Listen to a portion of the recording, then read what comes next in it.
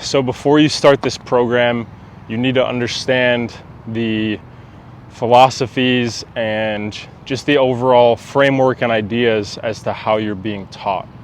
So before you even start, you need to gain an understanding of the throw to second base itself. The best way to think about it, and the way that I teach it, is the throws to second base are a sequence of events. If any step of the sequence is off, I'm going to have to compensate later in the sequence, and that's what's going to lead to inconsistent throws, or you not getting enough behind your throw in order to see good velo, good backspin, and good carry. If any step of the sequence is off, it's going to lead to inconsistencies with your throw.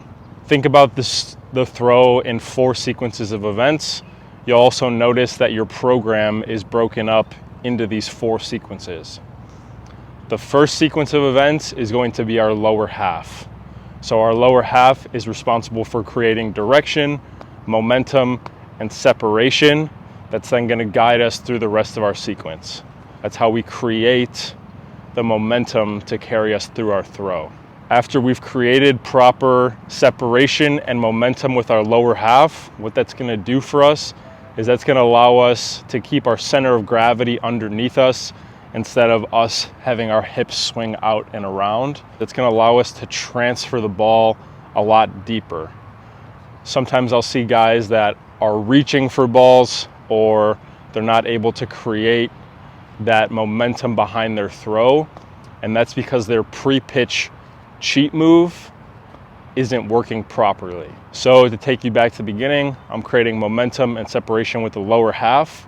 What that's going to allow me to do, that's going to allow me to transfer a lot deeper because I've already started to create that momentum with my lower half. And then once I've created that separation with my lower half, created that momentum, now I've transferred a lot deeper, and now my feet are going to be a lot quicker to get in the ground.